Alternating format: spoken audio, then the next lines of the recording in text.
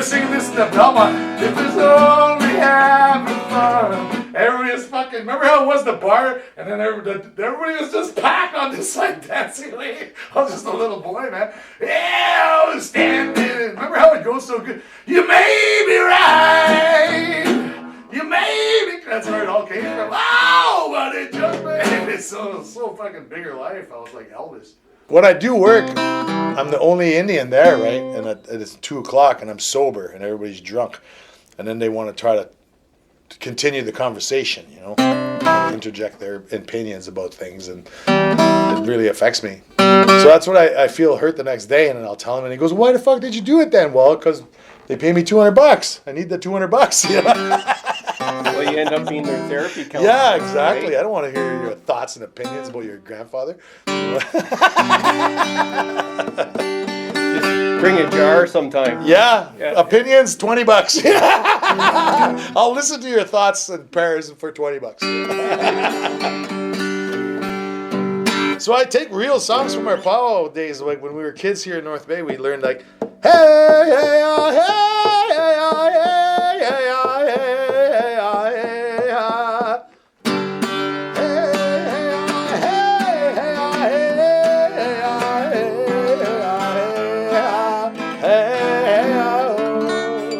So I learned, because I know how to do like,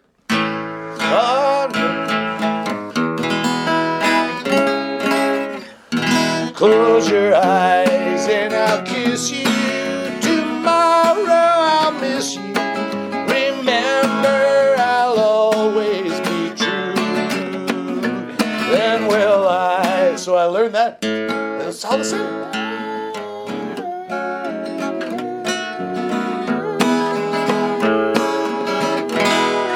Oh, it's the same.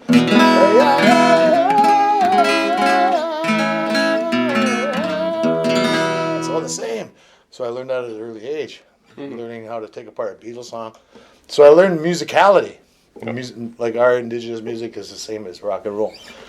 So I learned that at an early age, like when our people went.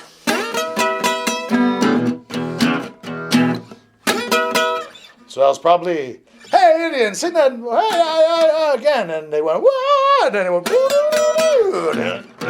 so that's what we believe. You know, that's indigenous artists. We can hear that our sound in the blues, right? Yeah. Well, let me do an introduction and get started on what we're here for. Kevin Schofield, we met in college. You're a North Bay guy. 35 years ago we met. Yeah, something like that. On Labor Day, 1986, September 4th or 5th, 1986. Probably at the first day of school. Fall fling, or yeah. I think it was in the studio. You were walking around and doing the tour. Yeah, when we were doing the tours. I was in print news, and you were in the broadcast. TV, yeah, and we had that big studio with the scrims on it, the curtains on the side. But you had just graduated from West Ferris. West Ferris, I went to West Ferris here. Yeah. So that was a continuation of residential schools because we had to be boarding home students, right? And we got sent away from Moose Factory, so we got sent. The nearest town is North Bay or Timmins, and we got sent to North Bay, and we had to live in strangers' houses. And we were the only kids that were unsupervised in the 80s. We had the whole city to ourselves at night. All of the native kids would get together and we'd have little bush parties somewhere on the lake or behind Tim Hortons. Do you remember where you were in a boarding school with a family? Or? Yeah, we're different families, and some of them were loving and caring. If you had one of those families, you tended to stay there. But they didn't care. We were just a paycheck, and they didn't care. They didn't monitor us or supervise us. They just, as long as we didn't die, I guess that's all they cared about. Did they not care as much as they didn't care about their own kids? Or No, they didn't care. They cared about their own kids in front of us, and they ignored us. Like, we would eat different meals sometimes. They would eat, like, dinner of nice meat and potatoes, and we'd have craft dinner or beans or something. We'd eat at a different table even. But that was the 80s, right? So everybody in the city knew about us Indian kids that lived here, and there was like probably 200 of us. So every fall there was a newspaper story, oh, the natives kids are coming again. So we'd just we'd be downtown, we'd be at the malls and the movie theaters. And we were like little warrior kids, so it was hard because in the 70s we were taught, like, you don't have to stand up for the national anthem because our parents were warriors. So when we kids, our parents would tell the school boards what was up. I don't like my kid standing for the national anthem. This is Indian land. No kidding. So when we were kids, we had those type of parents, right? So we seen our teachers getting straightened out by our parents. In the late 70s, then we came to Ottawa and North Bay in the early 80s, and we still acted that way, and that was kind of rough because the older Teachers people still had control. Yeah, they didn't like that we were so liberated, that we were so free-minded, and Anishinaabe. But the Anishinaabe people from Nipissing, they seen that in us, our fire, and they liked that about us. And we never knew that there was natives living so close to North Bay. We didn't know that. We didn't know about Nipissings. No kidding. Yeah, we didn't. We just knew about Wiki and Manitoulin Island, and we didn't know that there was another nation here. We didn't know about Temagami or anything like that. Did you know some of the girls that were at the St. Joseph's? After we got here, yeah, we met them as we grew older. Yeah, in grade 12 or so, grade 11, as we grew older. There was not too much interaction between schools, right? Right. Yeah, we just knew the kids in our own schools. But those kids in St. Joseph's, they weren't allowed to mingle with us wild Indians, man. We were running wild around the whole city. They had nuns watching after them, those girls. Yeah. We remember those girls. Yeah, we couldn't touch them. We'd go hang out there by the river sometimes, wait outside, and they'd come and meet us. That's the only time we'd see those girls. Yeah. That's funny. Yeah, because they had nuns really tight leash on those girls, you know. We have a common friend with Lori Boston. Yeah, I haven't seen her in so long. We were like going to school together. She married with Perry McLeod now. Perry here, yeah. Hopefully I could run into them soon. And I miss growing up with such fine academics and storytellers such as them. And I miss their presence. They had an influence on me for sure when I was a kid, especially Perry, because we didn't have any teachings on medicines or songs or protocols or anything like that until we met Perry when we were teenagers. We were very young. He must have been only 20 years old or something like that. Oh, yeah. So it all started here. Peter Bocash, too, and Roger Daybuch and Perry McLeod. Those three guys really helped us young Cree kids. Taught us a lot of our songs and our drum protocols and how to be a powwow group and travel around and do powwows and stuff. And that was kind of like new then. That was new. Yeah, we'd never seen that before. Just bringing back that tradition. Yeah. Well, there was other older drum groups, and they were kind of known as the Radicals because this was during the American Indian Movement days and Wounded Knee. So there's people from the north that emulated that and started drumming, and then we were kids and then we seen that. So when we became teenagers, like 7 years later, we carried the flame, I suppose. So it comes together in my music. So I could use an old song like hey hi hey hi hey hi hey hi hey hi hey hi hey hi hey hi hey hi hey hi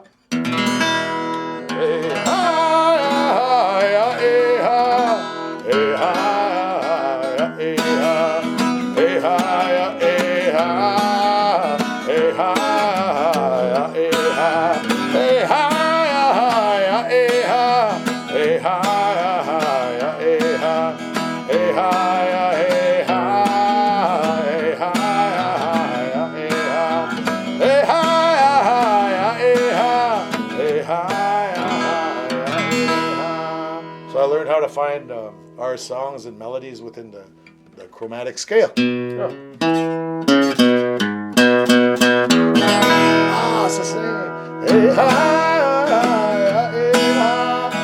I learned that, and then I learned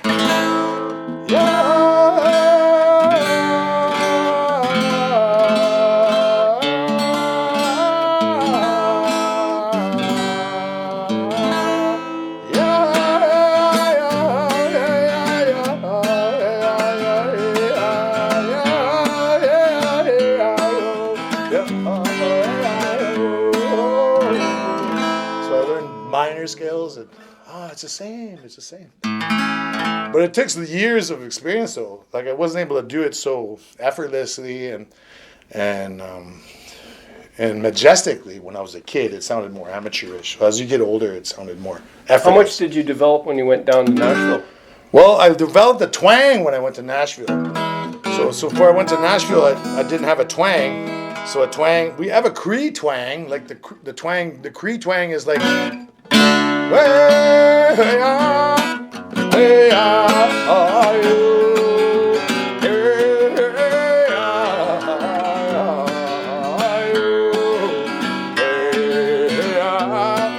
way we inflect the melody and the vocalization. So there's Cree twang, but the Nashville Southern twang is based on Jimmy Rogers. She's a long, long, long now, lonesome blue. Yodelay, yodelay, yodelay.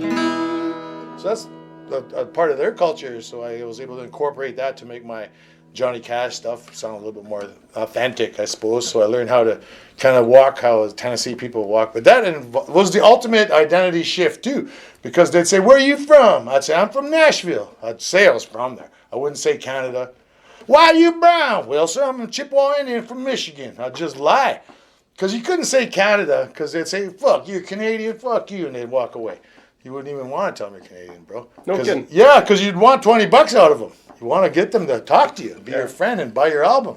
So that's how you became the Tennessee Cree. Yeah.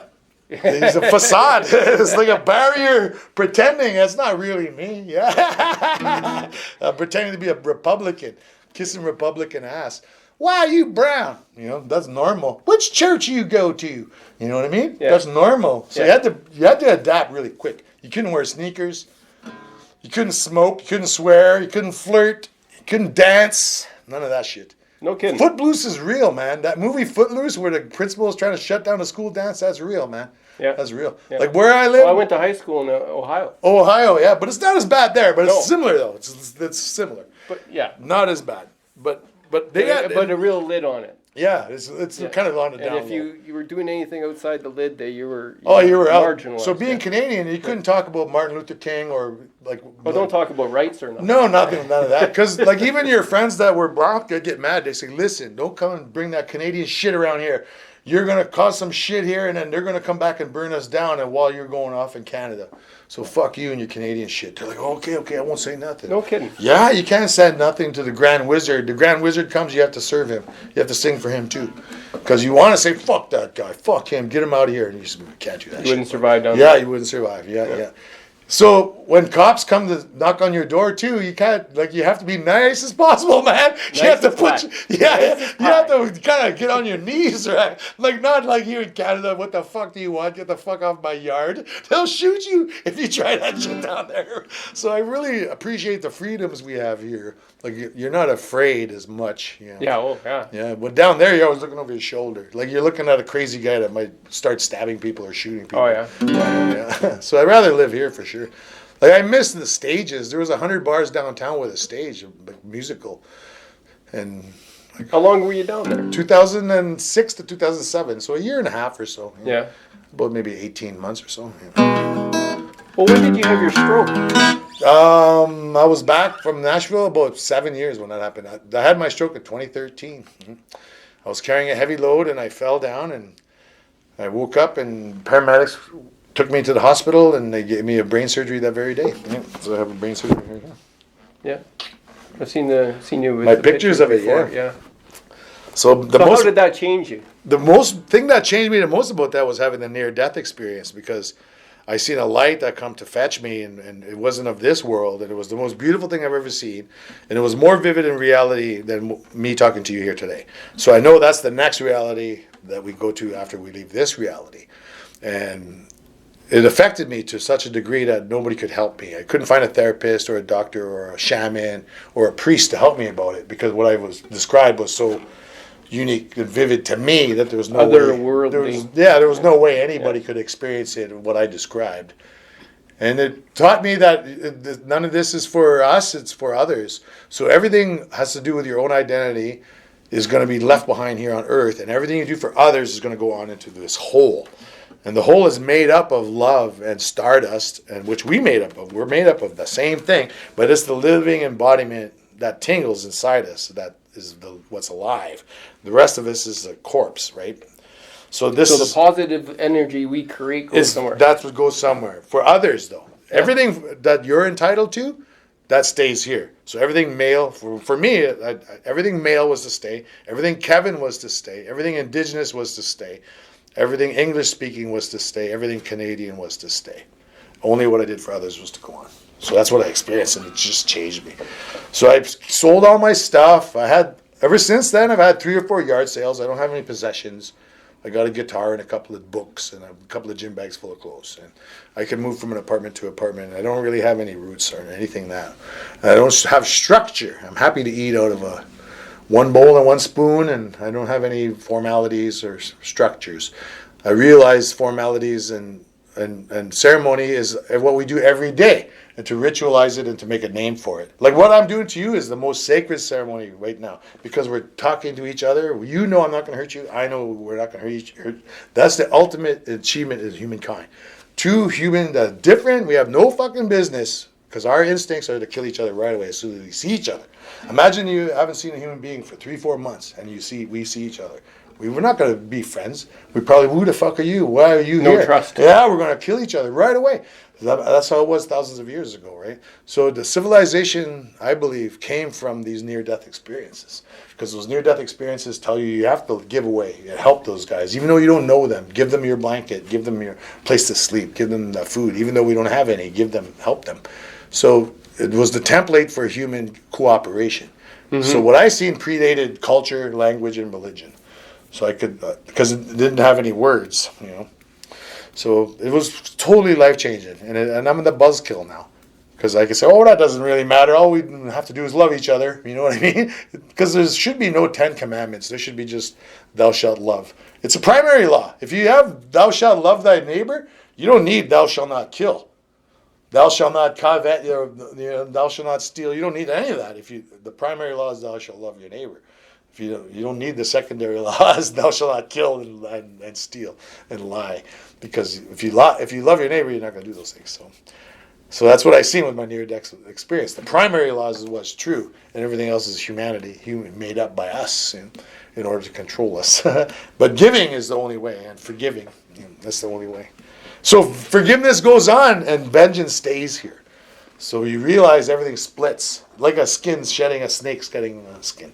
So you go into the new reality, the real you goes in, and then what remains is everything a part of your human identity. So if more kings and queens and presidents experienced that, there would be a better world. There should be a ceremony at a certain age where you get a near-death experience. Exactly. Yeah. Almost kill a motherfucker until he just comes back. Yeah. Well, see what he sees. Yeah. Well, isn't that something to do with fasting? Yeah, exactly. And going on. It's almost near death, but I think it's just hard. It's the hardest endurance. I don't think you're very near death. You're just suffering from lack of sustenance or whatever, water or food. I guess if you go far enough. Yeah. Maybe, I don't know. I do know that, and I totally understand how that would change you. It would. And how it changes your life. It's like firekeeping. Like how when you're around firekeeping, you can't talk too robustly about things, or passionately about your opinions. Whoa, take it easy. You're around the fire, man. Take it easy. More humble. Yeah, you can't talk about anything racial or I'm this and that and this is what I think. You can't really talk like that around fire. So the firekeeper will say, whoa, settle it down now. You can go talk like that over there if you want. Yeah. So that's kind of live life like a fire. Like where we're spirits, and we are we are brothers keepers. They say, "Am I my brother's keeper?" Of course you are. Why else would you be placed here on earth? You know. So people say I'm a socialist now because of it, or a commie. Like we should be able to take enough for everybody to have, you know. And it's just greed. Just greed. We want more for the ones who have, and keep the resources for them, and the rest go without. But there's enough food in Canada to feed everybody. We need to just create a food distribution system that's more economical, so we don't waste half our food in the grocery stores. Yeah, we're just still and restaurants barely learning at a slow pace. We could freeze dry that. We could put them in freezers. Every restaurant and store should have freezers, so you automatically freeze it, and then it can be freeze or dehydrated. Dehydrated, easy. Yeah. To save those nutrients. Yeah. Everything's wasted. So you're in North Bay visiting your son? Yeah, I'm here visiting my family. I have a granddaughter here, and my son lives here. He's a chef at Castle Home. And I have a little 6-year-old Nipissing girl. She's 6 years old. So I have roots here. My grandmother is from this area. She's from Moose Factory, but her ancestors were from Temagami. And so I have a strong connection with North Bay. I'm going to high school in Canadore here. especially like when everything changed in the late 80s when we met, because we realized this was the beginning of a new revolution in Indigenous storytelling, because I remember the teachers were saying, what, are you going to tell stories about trapping? What the hell? Like, do videos about how to preserve a language? And we're like, no, we're going to make stories about us, and we're interesting, we're the best, we're going to be on TV too. And they're like, they were against it. So to be Indigenous storytellers in the 80s, the odds were stacked against us. It was like our teachers and our professors kind of poshed it, and we did a show on Oka, I remember, and then the teachers and the professors were like, there's going to be white supremacists coming, and people don't like us that we're talking about it. So we normalized our bringing in natives into the studio and telling our stories. Well, you were with the APTN when it was first started. Yeah, in '99 I was one of the first workers there. I was one of the minions, one of the cogs in the wheel. And Wawatay News. Yeah, we started Wawatay News. It was good. Wawatay TV was very new at the time, and Wawatay is based out of Sioux Lookout, and there was a Timmins office, and they had two branches. They had an east and a west. And I seen with Wawatay how they divide and conquer again, because they created, instead of having a uniform news media of all Anishinaabe of Northern Ontario, they made one on Northwestern and made one on Northeastern. So we compete against each other and be jealous about each other and couldn't cooperate, because they'd favor one or the other based on our talent. So that created animosity between ourselves. And so I always see how the colonized forces, funding forces, will turn us against each other. Instead of they do everything to undermine our work as unified work to this day. We have to do that on the underground, on the down low, like on our ceremonial ways and our clan mothers and our private stuff. Well, I find that the capitalist system is divisive in its necessary for its need for competition and to pit the different brands against each other and whatnot. Yeah. It's almost like definitely it's used as a colonizing weapon, but it's just so pervasive. It's even within the white society, it divides, conquers. It's winners, losers. That's right. You're the good guy. You're the bad guy. You're the winner. You lost. It's a money system. Right? There's a story about how capitalism came to our people. They came and they noticed there was two brothers. They gave one of them the biggest knife, and then they gave the other one a smaller knife, and then they waited till we see what's going to happen. Yeah. And there was a whole bunch of discord over a knife. Yeah. And they realized, let's just do this. And then they'd give one more, and then the other less, and then they'd create a division. They were easily taken over. And then in the residential school, they'd take two brothers, and they'd feed one and starve the other, and make them fight to see if the one who was fed could win. So they'd take the stronger brother and starve him, take the weaker brother and feed him, and make them fight to see if environment and diet and exercise could make a weaker man win a superior physical. So they take the bigger brother and feed and starve him, and make him have a harder sleep and not proper rest, and then make them fight and see if the little scrawny guy who's fed well and rested well could beat the older guy and bigger guy. So that's brutal. And those are our elders. So that's why we've inherited so much discord, because those are the things that our 80-year-old ancestors would have put up with as kids. So we had a different life because we're in our 50s. When we were kids, nobody really did that much harm. It was not as bad as our parents before us, right? So therefore, we were always told, you didn't have it as bad. So when we try to articulate what we went through, often it involves our family members, our older relatives, right? How they acted when we were kids. So when our older relatives, when they were about 20 or in 25 or so, now those guys are 80. So they changed. They went through their transformation. They became well-regarded elders, right? And then we've yet to transform that. We were still those wounded kids, and they don't recognize those wounded kids. They see us as not achieving the heal, and they've achieved, because they have 20 years head start, and we're still catching up. We're still dealing with those wounded kids, 7-year-old ourselves when we were 7, 8 years old. Yeah?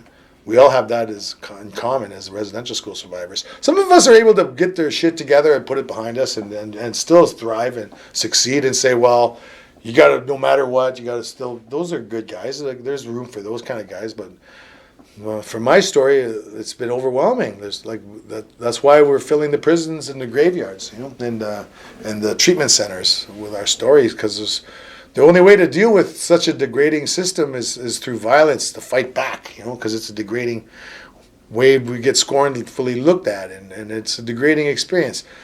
And it angers us when everybody wants to be a native and they want a card and they want a gas card. And, well, why don't you come and hang around with us when we're getting the shit kicked out of us by the RCMP, or getting kicked out of stores and followed around Shoppers Drug Mart all the time, and treating sketchy, not even to sit down at Tim Hortons, because that's not a place where you can sit down and have a table of 5 or 6 Indians. Like, we know our spaces. We know the boundaries.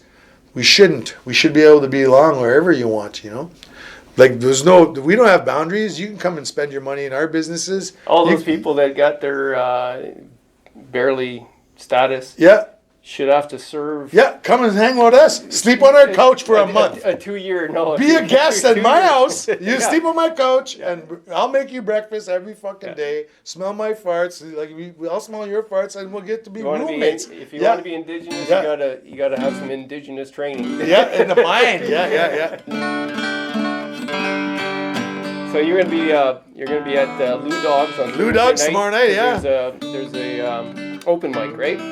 Yeah, it's an open mic. I guess that's the only game in town on North Bay. Not much live music anymore. Well, it's a growing thing there. It is not like it used to be. Used to be, yeah. When we were going to college here, you can go to 5 different bars and or even 10. Yeah. If you counted the pubs on the outskirts, there's like 20. Well, you need to take a cab if you want to do that. Yeah. Do you remember there was like the territory? There was like there was bars up here, and then all around the back by Northgate, and then all the way down Lakeshore, and then down. So there was a big D bar strip. Blues Cruise you could do. Yeah. It was like a big D. You remember that? Yeah. Holy moly. And there was at least 20 bars. Where are you at? Well, there was 5 that the college students were worried about, but there was 10 if you're from town. Yeah, that's right. And then if you're from town or you're hanging with the right people, you find out where the after party is. Yeah, that's right. Yeah. So you played in the Belmont when you were a kid. I played the Belmont. I used to play Hank Williams in there with the country bands on Saturday, because they had the matinees. Yeah. Do you know what they'd do to me? I was 14 years old, and those guys would say, "You're so good, come to our house and sing. Come and sing your Merle Haggard and Conway Twitty." And I'd go and sing, and those guys would give me drunk. They'd give me booze. That was my first experience with booze. Adults giving me booze. Because I was too young to drink with my friends. Right. I was just 14, so I couldn't get booze with my other little stupid friends. So I would be with adults because of my voice, and those guys would give me booze. I'd be in the Belmont, and they'd say, "Okay, here's the orange juice. Don't let anybody sniff it." There'd be vodka in there. And that was my first drinks, walking around a bar. So it was pretty cool. I played the Fraser when I was, I think, 14. Yeah, and the Voyager. All that first year, I played the Belmont, the Voyager, and the Fraser. I was 14, yeah. Wow. There's that guy. He's a famous country singer from here. Renaud? Yeah, Renaud. Yeah, Renaud. Yeah. Clyde Renaud? What's his name? Marty Renaud? Something like that. Yeah. He was a star anyways. That's what I did. I played with him, yeah. And I remember Bob Wood. Yeah, he was a radio personality. He'd host these singing contests and stuff on CKCU or whatever that was. CHRO. He ended up being the MP. I see, yeah. So he'd introduce me as a kid act, and I'd go and sing, and he'd be the MC of these things, these matinees I'd be doing. Yeah. It's because I think sometimes they had broadcast live from the radio station, CCAT or something. Broadcast live from the country music. Yeah, I remember they did that. They used to have a lot of shows. Yeah. Wow. Here's a little song I call "Free Beer for Life." That's what I would say. Everybody would laugh. Free beer for life. Fuck, when I was an alcoholic, I'd just go and I'd sit somewhere where they're drinking and not order anything. And I'd sit there for a few minutes not doing nothing. And eventually somebody's going to say, "Hey, boy, you going to sing that? Play that or what?" And then you go, "She's alone." And then you try to leave, right? And then you, "All right, nice to see you." You try to leave. Whoa, what the fuck? Sit down here, man. Where do you think you're going? "Well, I got no money." "Don't worry about that." And that's how I fucking get free drinks when I was just a kid. Well, I guess I'm going to go do some drinking, I'd say. So I must have had a drinking problem by the time I was 17 or so. Like 3 years of that, I started having partying, binge drinking. I like drinking and getting too drunk. So I had a problem. How long has it been since you've been drinking? Well, I drank from my teen years until I stopped when I was about 40. So about 30 years of drinking, 25 years of straight drinking. Yeah, hard drinking too. Yeah, like Thursday to Sunday. That was my generation, though. That wasn't just the native thing. Yeah, that's how everybody Small grew town up. stuff. Man. Yeah, booze. Yeah. I was probably drinking about the same time as you, at 14. Remember there was only 75 cents for a beer when we were kids? Or $1.25 or something? Like $2 you'd get It was change. free if I stole it out of my dad's fridge. There you go, yeah. But I remember I think it was like $1.50 for a bottle and $2 for a can or something. Yeah, it was cheap. It was very cheap. We could get drunk on $10. Yeah. So learn all that, keep the party going. And now I don't really like doing that. I don't really like keeping the party going. What do you like doing? I like sharing and talking and telling about my stories, like spirit gigs I call them, where part of the show is me talking and sharing and talking about my experiences. Well, Esther likes to do that too. She does a good job. Yeah, I like to do that, and my stage is an opportunity to tell people things they might never have heard before. So I sing native songs like hey ya ya ya.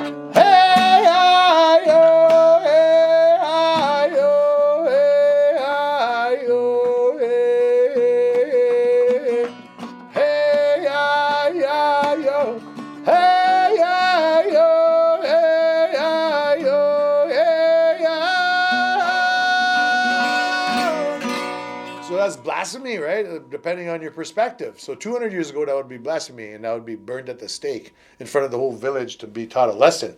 You guys want to sing? Look what this happens when you sing, and they'd burn me alive in front of everybody. And then everybody that's seen me, who's seen that person get burned alive for singing, they're not going to sing again. So that's how they eradicated our music in Canada. And up until the 20th century, you would have been sentenced to jail in Kingston Penitentiary for singing. So for the fact that I'm able to share such music on stage, I mentioned that our interpretation of blasphemy changes over time, and I'm grateful for that. So I bring new definitions of blasphemy today, and it's not based on humanity and God, but it's us human to human. So our interaction as settlers and Indigenous people, some of it is blasphemic, and it has to be discarded. And in the future, it's going to be discarded by our children. And because what I'm going to tell you is going to be considered blasphemy, and hopefully in the future our grandchildren will not consider it this blasphemy. And then I'll say things like we need to change the flag and get a new anthem and change the Mounties, the colors to orange, and like new ideas, like write your school boards and tell them to stop playing Old Canada in the schools, and tell your kids to stand up for Indigenous people, things like that. And that's real things that you could do. And if I said those things not on stage, off stage, it might get me in trouble, right? It could lead to trouble. It might lead to fights or even getting killed. So I use the stage to say that in a way without anger, without vengeance, without venom, to just articulate this is what some people think. We don't want vengeance, but this is our story, and you really need to hear our story. So I try to use that as my time on stage to take those opportunities to tell the truth without too much emotion, without too much vengeance, without too much anger, with the level of forgiveness, because we know that we have to forgive. You can't carry that anger, that spirit of vengeance all your life. It's going to kill you. We know that. That's what our elders tell us. And our elders suffered more under residential school. So we asked our elders, what's the most advice? Oh, forgive. So that's always what they say. So we know that we have to forgive. So this doesn't come from a place of victimhood. You can't say, again with this, just repeat it. It's not victimhood. We're the most independent and strongest and clever people in Canada, man. We know how to do more with less than anybody else in the world. Like, you give us a budget and we'll be able to complete the project on time, under budget, because we're used to operating under those some circumstances. Now everybody is. Everybody's treated like an Indian now, eh, bro? Slash their funding, do more with less. Now you know.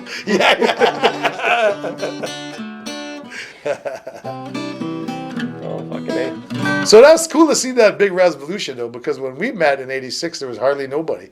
And then it was just starting. It was just starting. I think in '87, '88, I was working for the Public Affairs for a year, and they had a Native Students Association.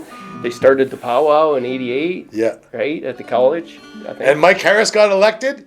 And then there was that Red Squirrel Road in Temagami and Chief Gary Potts. That was 85 89. 89? Okay. Yeah, Remember there was that was 89? 90. Okay, 90, okay. Then you got your Bob Ray elected. Bob Ray, yeah. And then Harris took over in about 95. Oh, 95, okay. And then, Dudley George and all that stuff. Yeah, that's right. Did it surprise you to hear when I started to work for the Anishinaabeg News? No. I knew you were a bro. I knew you were in the tribe. We even knew back then, man. Well, Lori brought me up. I was in Aurelia, and I was losing my I didn't want to be just a sports guy for a paper that didn't do much. Yeah. And that was my gift to open my eyes to a bigger world right there. Yeah, and then when you learn there's no editorial space, you say, fuck this, I'm going to make my own space. Yeah, that's what happened to me. Yeah. I say, oh, no, you're not going to say that. Can you re-edit that? And I was too fierce. I was too free. And I think my freedom always liberated people. Even back then, we were like lights. We were different. We were not like our colleagues. Yeah. They were all, not to say sheep, but they were already pre-made and pre-formulated. But they were the teachers and the professors were making an assembly line of tape pushers, push play. Well, I think a lot of people just wanted it, and they were satisfied with replicating what others That's did. right. Others, as a career in a Canadian industry. And we wanted to do something more. New ideas, yeah. More. We had to light some fires. And it takes a fire to light a fire. That's right. And it's for others. And then you realize you have to be happy. Somebody's seen it and it lit their fire, and now who knows where it's going to go. And you have to be happy with that. You can't really, what about me? This is not for us. That's what we realized. So we inspired tens of thousands of other young people by our work. That's what we have to be accepted. By doing. By doing it. Yeah. Not waiting for accolades or acknowledgement. That's never going to come. Just do it for yourself. Tell me more about what you said, and this will help us wrap this up. Okay. When you were speaking to the Aboriginal Media Association, or what well, there's so much tapes that we had all the interviews of the elders from the 80s and 90s, right? We need to access those tapes because they're going to be water damaged soon. And so you want the corporations of media to release them all, to upload them on YouTube. We need to see those guys that have been dead 30 years, 25 years. Yeah. If their interviews are on tape, you can't rely on families to provide you with $20 to access that old interviews. That's cultural that we all belong to, all our culture. So if you have footage of how to make a beaver or language tapes, you gotta. So any cultural organization that exists today, we gotta release their archives onto YouTube, and we need to share more to give it away. Freely. To give it away. So because it's our academic research now. Because look at all these scientists and scholars that come and talk to us.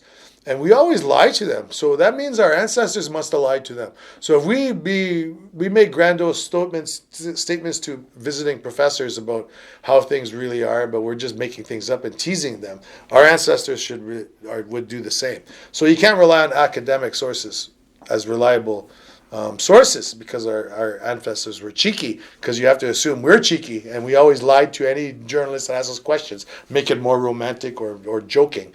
So there's a lot of element of that. So the only way to find out about us is to go directly to the footage themselves and look at all the raw, to see all the unedited tapes, all the tape footage, the things that didn't get edited. So everything you have to hand over, those are cultural gems that we need to see, media archaeology. You got to access all those things, And another thing that we need to tell our young people is, when we were kids, we didn't have a protection of an Indigenous voices community and arts collectives and things like that, right? So when we started telling our stories, we were told by our elders and teachers and wise men that we don't have stories. Why don't you just tell the white man's stories? Why don't you go work for the CBC and be a journalist? And we'd say, well, no, we have our own stories. And what you've seen about that movement of arts and articulation that you've seen in the 90s, that was our generation as a defiant voice against our parents and our elders and teachers and wise ones who said, sit down. Don't, you're going to piss off the white man. You're going to piss off Mike Harris. Don't make Mike Harris any more matter than he already is, you know. So our elders said, don't piss off Mike Harris. And we said, fuck Mike Harris. So that's why we are where we are today, you know. And our parents were like, shh, don't say nothing. So we created this wave, and now you have the APTN, and you have Indigenous movie stars, and those were all our buddies growing up, and now they're famous. And now we have world-renowned chefs and artists and actors and playwrights and film directors, and you know, that's so awesome to see. It wasn't like that when we started. So it's heading in a better direction. Yeah, like imagine how it's going to be. We're going to, like, once Tom Hanks for our kids. Once Tom Hanks starts snipping around for our stories, then we know we're doing good. Yeah. When we start, Oprah comes to the res. Hey, which one of you guys has some good stories? We don't need like identity shifters. We need Tom Hanks. Yeah. Tom Hanks needs to come and make a Hollywood movie about us. Yeah, that's funny. Because we'll give him all our shit, man. We're tired of sharing with these fake-ass academics who pretend identity shit. We should share with somebody like Tom Hanks. You know? Yeah, go to the top of a Hollywood. Yeah, why not? That's a strange topic, eh? Yeah. When people give up all their whiteness and pretend to be more indigenous than they are. It's kind of a weird thing. When people say it can't last. Yeah, that's right. What are they thinking? It can't last. When I tell them I don't even have a status card, they go, "What? If I had a status card, I'd be hanging that around my neck." And that's fuck. It's the kind of a nice metaphor because it's like a noose. We think we'd have that around our neck too. It's like a noose because they think of hanging around my neck to go like this. And we think it's a neck to. Yep. Yeah, we have a different point of view.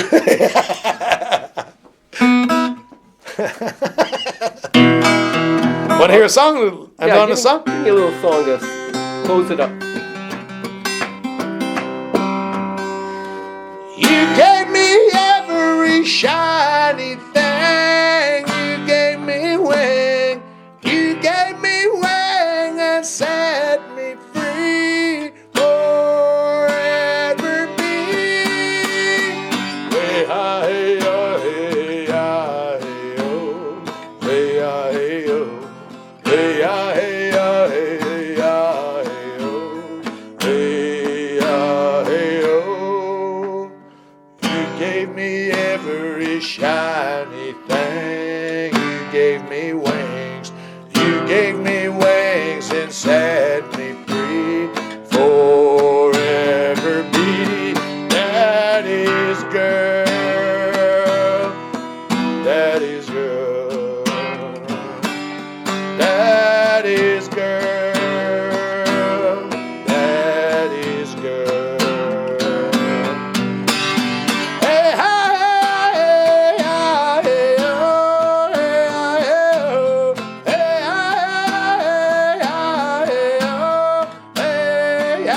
hey, hey, you gave me every shiny thing. You gave me wing.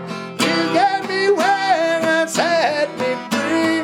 Forever be. That is girl.